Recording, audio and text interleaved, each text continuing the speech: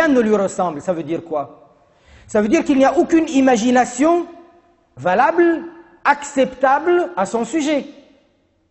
S'il y avait une imagination possible au sujet d'Allah, ça voudrait dire quoi? Ça veut dire qu'il est comparable à cette imagination. Si c'était le cas, il ne serait pas unique. N'est-ce pas? Allah, il est Al-Wahid Al-Ahad, un musulman.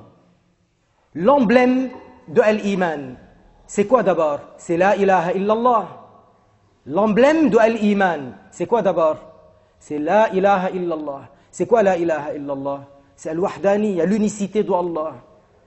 Si Allah était comparable à quoi que ce soit, il ne serait pas unique.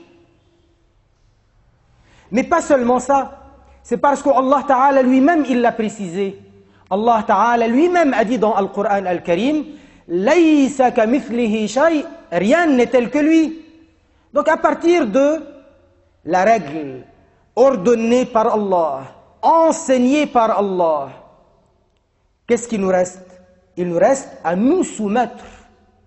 Allah Ta'ala, il nous dit de lui-même, Laysa kamithlihi shay, rien n'est tel que lui. Donc rien n'est tel que lui.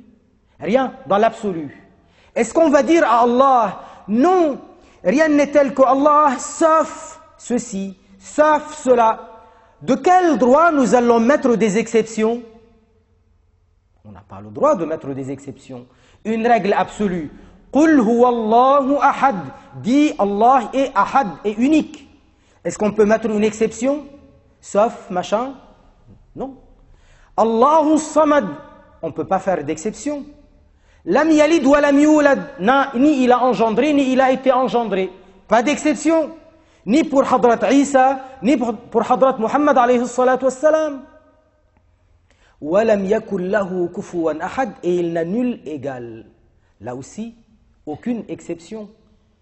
Quelqu'un qui dit oui, mais je peux imaginer. Oui, mais c'est un corps. Là, il est en train de contredire وَلَمْ يَكُلْ لَهُ كُفُوًا أَحَدٍ. Il est en train de contredire لَيْسَ كَمِثْلِهِ شَيْءٍ. Rien n'est tel que lui. Parce que Allah Ta'ala, rien ne lui ressemble et c'est dans l'absolu.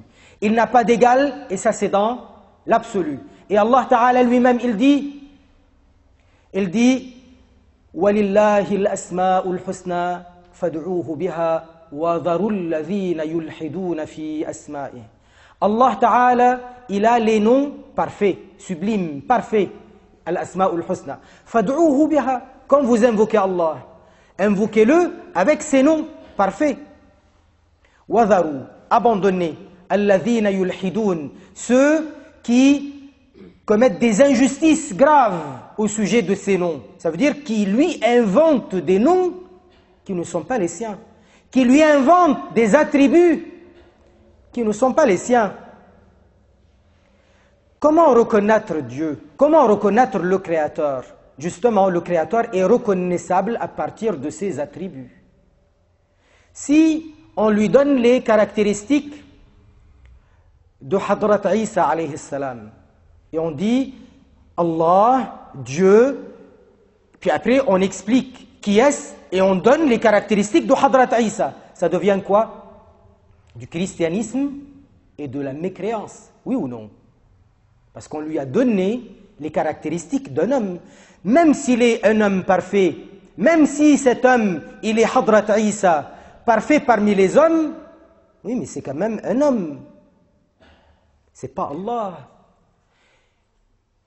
Et si on donne à Allah Ta'ala les caractéristiques de statut, ça sera du shirk aussi. Et c'est pareil, quand on donne à Allah Ta'ala n'importe quelle caractéristique des êtres créés, n'importe quelle caractéristique de ce qui est créé, c'est de la mécréance. C'est pourquoi les ulama de l'islam, quand ils ont écrit, mais il y a très très longtemps de ça remonte à plus de 1000 ans de ça, à même plus de ça, de 1000 ans, ils ont écrit des livres pour expliquer qu'est-ce que le musulman doit étudier dans le chapitre de la croyance. Ils ont dit, comme l'imam Abu Ja'far al-Tahawi radiyallahu anhu l'avait dit, il a dit وَمَنْ وَصَفَ اللَّهَ بِمَعْنًا مِنْ مَعَانِ الْبَشَرِ فَقَدْ كَفَرَ. Et qui attribue à Allah même une des caractéristiques des hommes, alors il devient kafir, mécréant.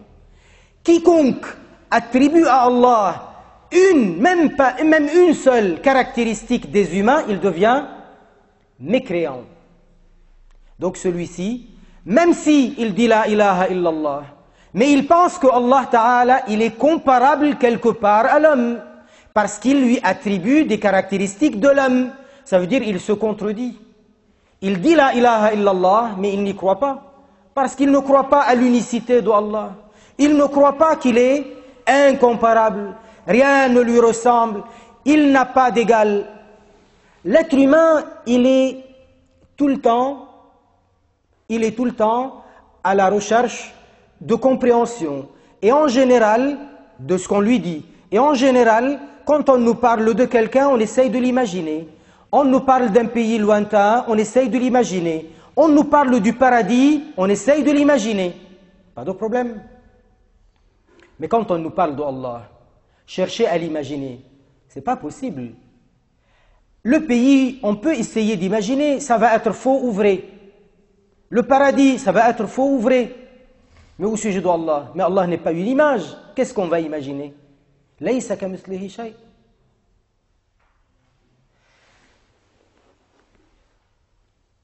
Il y a très longtemps de ça, même il y a plus de milliers d'années de ça, les musulmans ont été éprouvés par l'apparition de groupes qu'on appelle les groupes mushabbiha. Ils étaient un petit groupe, mais les ulama les avaient combattus. On les appelait à cette époque-là al-Qurramiyya. Ils suivaient quelqu'un qui s'appelait Muhammad bin Qurram. Et lui, il avait inventé une croyance marginale, considérée par tous les ulama de l'islam comme mécréance, comme égarement et mécréance. C'est lui qui a inventé des paroles du genre Allah Ta'ala, il est assis sur Al-Arsh, il descend, il a un côté, il a des bras, il a des yeux. Tout ça, c'est la mécréance. Ce n'est pas de la croyance musulmane. Parce que la croyance musulmane, elle n'est pas issue à partir de textes qui ne sont pas clairs. Les textes qui ne sont pas clairs, nous devons les expliquer à partir des textes clairs et évidents. Les textes clairs et évidents sont les textes qu'on appelle muhkam. Muhkam, ça veut dire ça porte aucune confusion dans la compréhension. Comme laysa kamithlihi shay', rien n'est tel que lui. Comme walam yakul lahu kufuwan ahad, il n'a nul égal. Comme fala tadribu lillahi al-amthal, ne donnez pas à Allah Ta'ala des comparaisons. Fala tadribu lillahi al-amthal, ne lui donnez pas des comparaisons. Ne faites pas des comparaisons avec Allah, avec les créatures. Et Allah Ta'ala, il dit فَهَلْ تَعْلَمُ لَهُ سَمِيًّا, connais-tu à lui un égal? Allah Ta'ala n'a pas d'égal. D'accord? À partir de ces textes clairs et nets, et à partir de la parole de Rasulullah sallallahu alayhi wa sallam, les Sahaba kiram, ils répétaient la même chose. Lorsque Allah subhanahu wa ta'ala a dit وَأَنَّ إِلَىٰ رَبِّكَ الْمُنْتَهَى, un des grands Sahaba, il a dit, ça veut dire que Allah subhanahu wa ta'ala, il dépasse, il est au-delà de notre limite d'imagination. Notre imagination, elle est au sujet de ce qui est créé. Et Allah, il est au-delà de la limite de l'imagination. وَأَنَّ إِلَىٰ رَبِّكَ الْمُنْتَهَى. Al-Muntaha, c'est par rapport à cette imagination qui est limitée, qui ne peut pas accéder, qui ne peut pas, parce qu'Allah n'est pas une image. Qu'est-ce que l'imaginaire de l'homme va essayer de trouver? Et il a dit la fikrata fi rabb, pas d'imagination au sujet d'Allah. Ça, c'est un des grands Sahaba radiyallahu anhu. Et Sayyiduna Abdullah bin Abbas radiyallahu ta'ala anhu, il disait tafakkaru fi khalqillah wa la tafakkaru fi dhatihi. Méditez, si vous voulez, au sujet de la création d'Allah, mais vous ne réfléchissez pas au sujet de comment il est Allah. Mais Allah, il n'y a pas de comment à son sujet.